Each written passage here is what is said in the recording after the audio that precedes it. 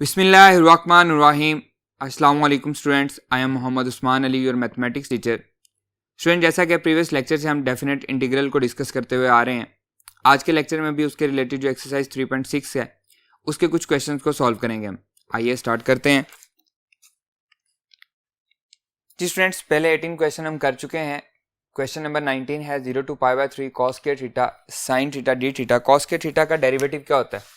Minus sine theta, तो यहाँ पे माइनस नहीं है, हम इसको माइनस से मल्टीप्लाई और डिवाइड कर देंगे। क्वेश्चन है 0 to π/3 cos के theta sine theta d theta.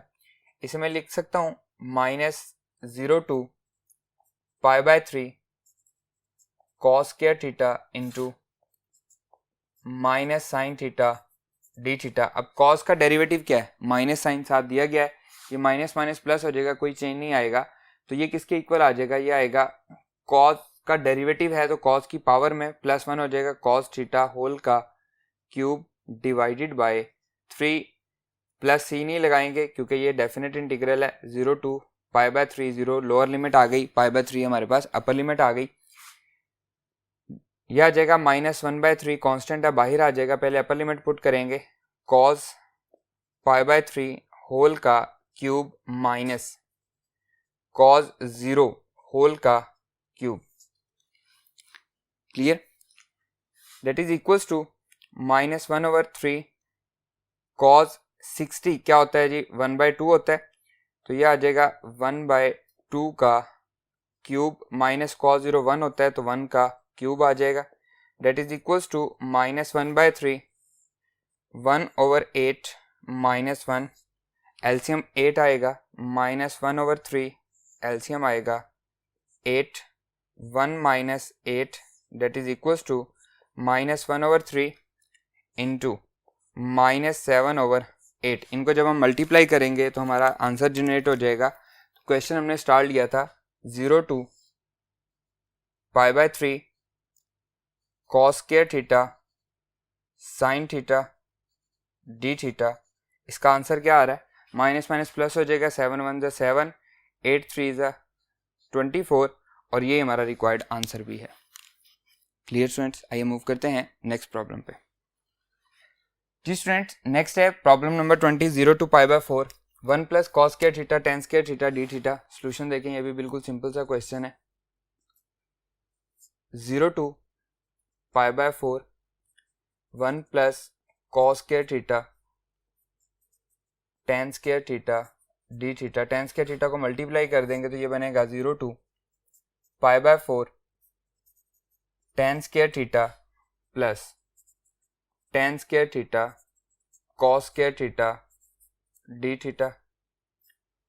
tan square theta को मैं लिख सकता हूँ साइन ओवर कॉस, और इसको मैं लिख सकता हूँ 1 + tan square theta is equal to secant square theta, तो ये इक्वल होगा 0 to π/4 secant square theta -1 plus sine square theta divided by cos square theta into cos square theta whole bracket close d theta. और यहाँ पे tan square theta को हम पढ़ चुके हैं फर्स्ट ईयर में फंडामेंटल आइडेंटिटी चैप्टर नंबर 9 में।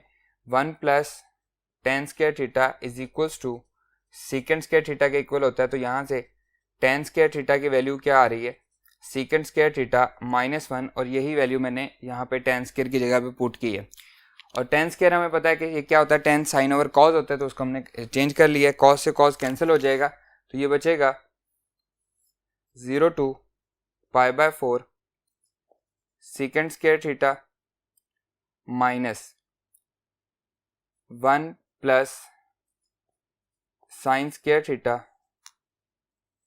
D theta. चैप्टर नंबर 10 में हम पढ़ के आए हैं cos 2 थीटा का formula, cos 2 theta is equals to 1 - 2 sine square theta, ये इस तरफ आ जाएगा, 2 sine square theta equals to 1 - cos 2 theta, 2 उधर जाके डिवाइड हो जाएगा, तो साइन स्क्वायर थीटा की वैल्यू क्या आएगी? 1 - cos 2 थीटा डिवाइडेड बाय 2। तो साइन स्क्वायर थीटा की जगह पे मैं इसकी ये वैल्यू पुट कर रहा हूँ, दैट इज इक्वल्स टू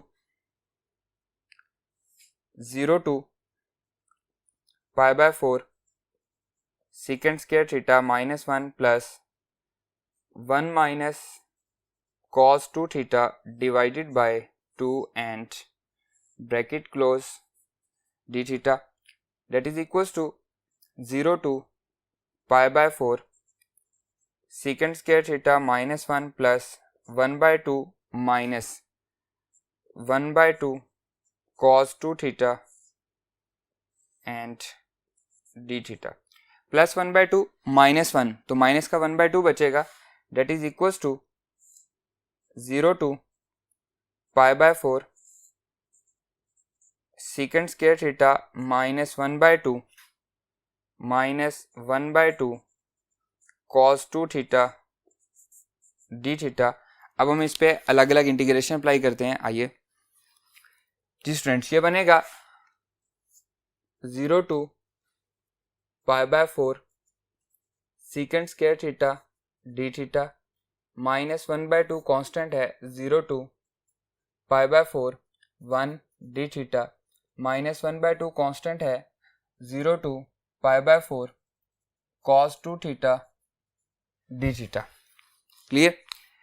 अब secant square थीटा की इंटीग्रेशन हम पढ़ चुके हैं कि secant square थीटा किसके इक्वल होता है। पेज नंबर 125 पे हमें दिया गया है integration of secant square theta d theta equals to tan theta plus c। Clear. इसी तरह से integration of cos theta d theta equals to sin theta plus c। अब यहाँ पे c तो आएगा नहीं, कांस्टेंट ऑफ इंटीग्रेशन है क्योंकि हम डेफिनेट इंटीग्रल में काम कर रहे हैं, लेकिन यहाँ पे cos 2 थीटा अब एंगल का डेरिवेटिव साथ होना जरूरी है, तो हम 2 से मल्टीप्लाई भी करेंगे, 2 से डिवाइड भी करेंगे। 0 to pi by 4 secant square theta d theta minus 1 by 2 0 to pi by 4 1 d theta minus 1 by 2 into 1 by 2 0 to pi by 4 cos 2 theta multiply by 2 d theta. तो 2 से मैंने मल्टीप्लाई भी कर दिया, 2 से डिवाइड भी कर दिया ताकि एंगल का डेरिवेटिव बन सके।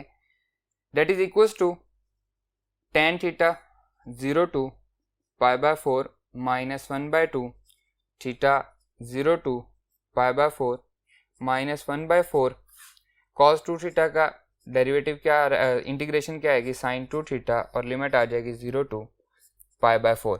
With the help of fundamental theorem on calculus हम पहले अपर लिमिट पुट करेंगे फिर लोअर लिमिट पुट करेंगे। tan pi by 4 minus tan 0 minus 1 by 2 as it is, theta में pi by 4 minus 0 minus 1 by 4 sine 2 pi by 4 minus sine 2 0 bracket close. Clear. tan pi by 4 क्या होता है 1 minus 0 minus 1 by 2 pi by 4 minus 1 by 4 2 2 ज़ा 4 sine pi by 2 क्या होगा 1 and sign 0 0 हो जाएगा। ये बनेगा जी 1 माइनस पाई बाय 4 2 ज़ा 8 हो जाएगा माइनस 1 by 4। एलसीएम क्या आएगा जी इसका 8 आएगा, ये आ जाएगा जी 8 माइनस पाई माइनस 4 2 ज़ा 8 2 आ जाएगा। That is equals to 8 minus 2 क्या बचेगा 6 माइनस पाई डिवाइडेड बाय 8। इससे मज़ीद सॉल्व नहीं होता, सो यही हमारा रिक्वायर्ड आंसर भी है। क्वेश्चन हमने स्टार्ट लिया था 0 to pi by 4 1 plus cos square theta into tan square theta d theta that is equals to 6 minus pi divided by 8 और ये हमारा रिक्वायर्ड आंसर भी है। क्लियर। आइए मूव करते हैं नेक्स्ट प्रॉब्लम पे।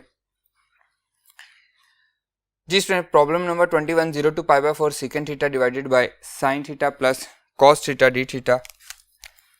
सॉल्यूशन देखें।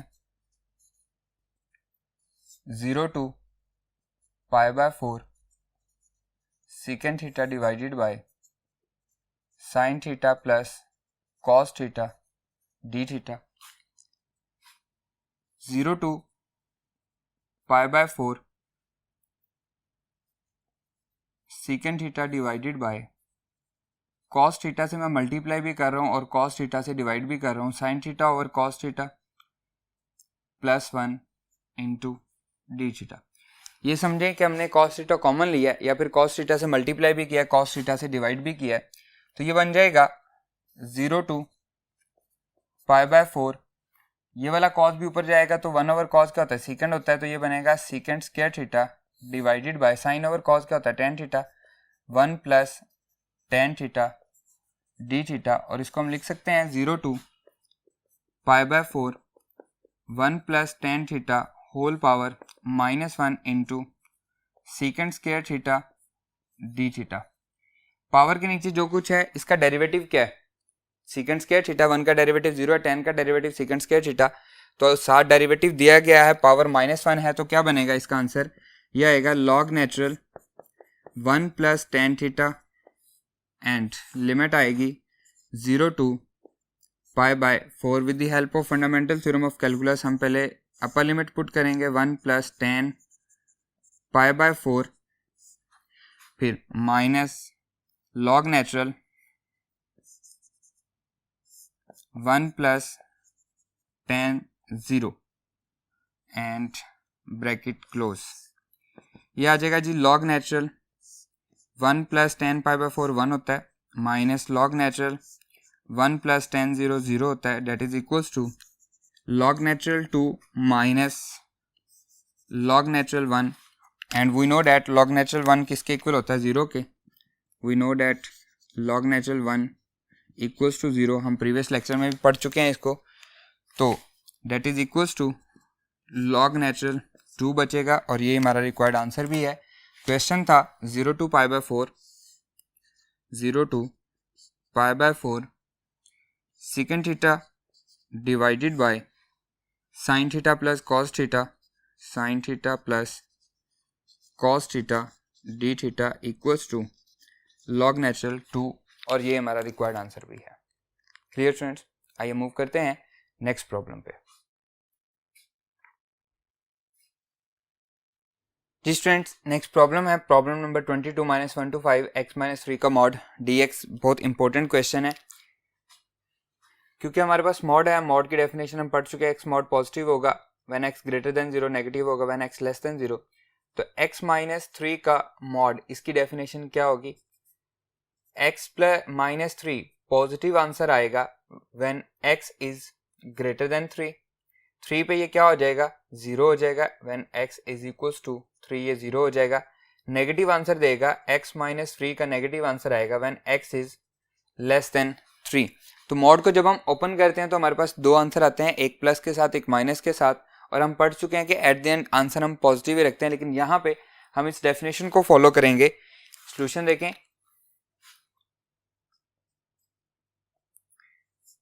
-1 to 5 x - 3 whole mod dx। अब मॉड वाले केस में सबसे पहले हमने वो वैल्यू ढूंढनी होती है जहाँ पे वो 0 हो रहा है। तो 3 पे ये 0 हो रहा है और वो हमारी लिमिट के दरमियान आ भी रहा है। अगर नहीं आ रहा होगा तो वो हमारे पास एक सेकंड केस हो जाएगा, हम इसको सेपरेट नहीं करेंगे क्योंकि ये 0 हो ही नहीं रहा, ये एक्चुअली अपना बिहेवियर चेंज कर रहा है, इसलिए हम इसको सेपरेट करेंगे, एक दफ़ा प्लस में और एक दफ़ा माइनस में। तो हम इसको लिखेंगे, एक दफ़ा प्लस आएगा x - 3 का आंसर, एक दफ़ा प्लस आएगा और एक दफ़ा x - 3 का आंसर नेगेटिव आएगा। लेकिन मैंने प्लस भी नहीं लगाया, प्लस अंडरस्टूड है, वैसे नेगेटिव का साइन नहीं लगाया।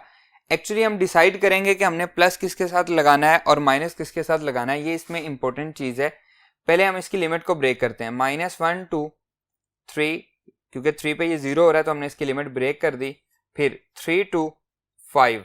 लेकिन अभी तक हमने ये डिसाइड नहीं किया कि हमने नेगेटिव का साइन किस वाले के साथ लगाना है। हम लिमिट को पुट करके चेक करते हैं कि आंसर नेगेटिव आते हैं कि पॉजिटिव आते हैं। -1 पुट किया, आंसर क्या आया, -4। फिर 0 पुट करेंगे, -3 आंसर आ रहा है।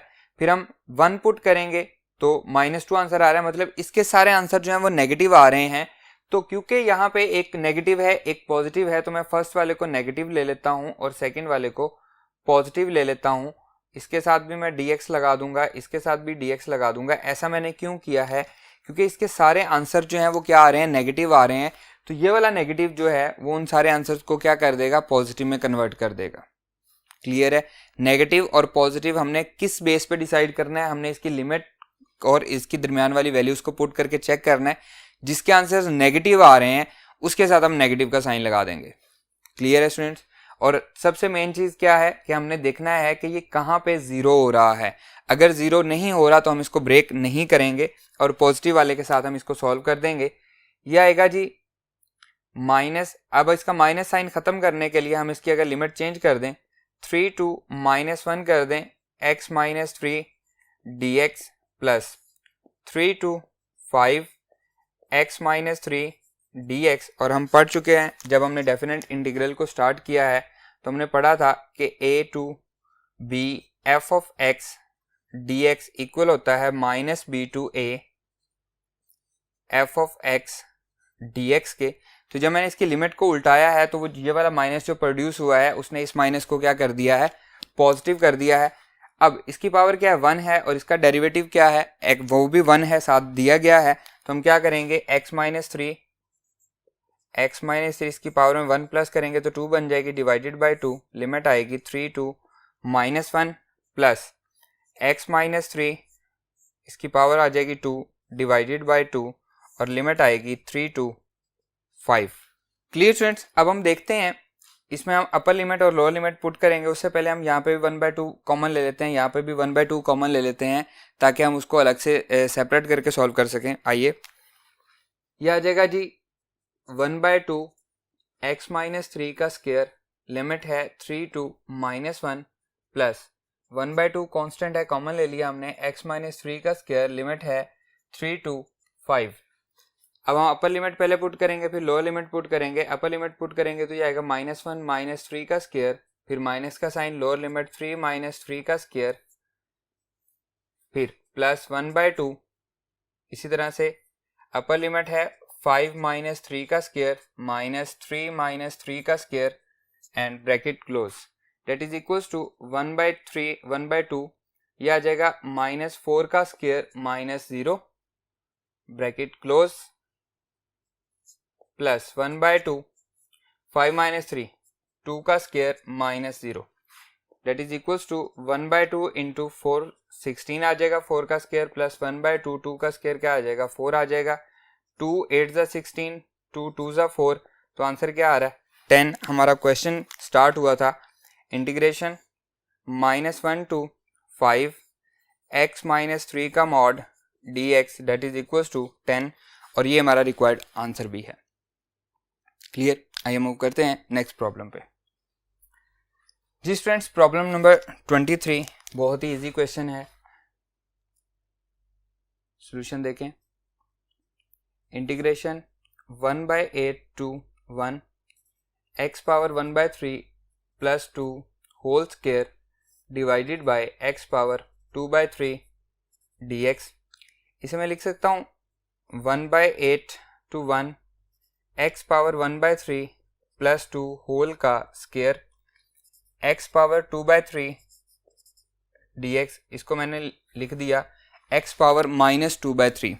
एक्चुअली मैंने ऐसा क्यों किया, डेरिवेटिव देखें, ये पावर के नीचे जो कुछ है इसका हम डेरिवेटिव लेते हैं। अगर मैं इसको फंक्शन कह दूं f of x x power 1/3 plus 2, तो इसका डेरिवेटिव क्या आएगा f डैश ऑफ x 1/3 शुरू में आएगा, x की पावर 1/3 में से 1 माइनस होगा तो -2/3 बचेगा, और 2 का डेरिवेटिव क्या हो जाएगा 0। तो देखें x पावर -2/3 तो है लेकिन 1/3 साथ नहीं दिया गया, तो हम 1/3 से मल्टीप्लाई भी करेंगे, डिवाइड भी करेंगे। एक्चुअली हम 3 से मल्टीप्लाई भी करेंगे और 3 से डिवाइड भी करेंगे। यह आ जाएगा x पावर 1/3 प्लस 2 होल का स्क्वायर 1/3 x पावर -2/3 dx। तो हमने क्या किया, 3 से मल्टीप्लाई भी कर दिया और 3 से डिवाइड भी कर दिया। अब इसका डेरिवेटिव साथ दिया गया तो पावर में 1 प्लस कर देंगे, 3 एज इट इज आ जाएगा। x पावर 1/3 प्लस 2 पावर में 1 प्लस करेंगे तो 3 बनेगा, डिवाइडेड बाय 3 एंड लिमिट आ जाएगी 1/8 to 1। 3 से 3 कैंसिल हो जाएगा। आइए लिखते हैं इसको, that is equals to x power 1/3 plus 2 और इसकी पावर क्या है जी 3 है, और लिमिट आएगी 1/8 to 1, क्योंकि 3 से 3 कैंसिल हो चुका है। अब पहले upper limit 1 power 1/3 plus 2 whole का cube minus lower limit 1/8 whole power 1/3 plus 2 whole का क्यूब। क्लियर। 1 पावर 1/3 1 ही रहेगी, 1 प्लस 2 का क्यूब हो जाएगा माइनस, इसको मैं लिख सकता हूँ 1/2 का cube whole power 1/3 plus 2 whole का क्यूब।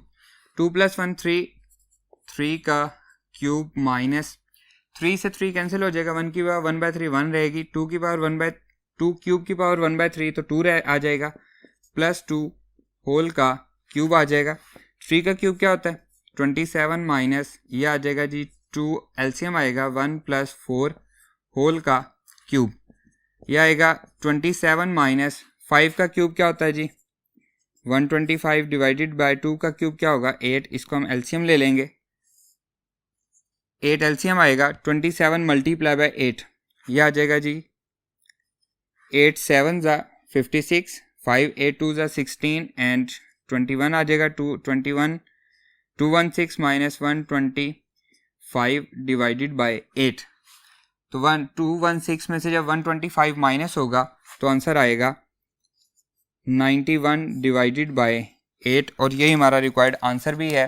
क्वेश्चन हमने स्टार्ट लिया था 1/8 to 1 x power 1/3 plus 2 whole का square divided by x power 2/3 dx equal आ रहा है 91 डिवाइडेड बाय 8 के, और यही हमारा रिक्वायर्ड आंसर भी है।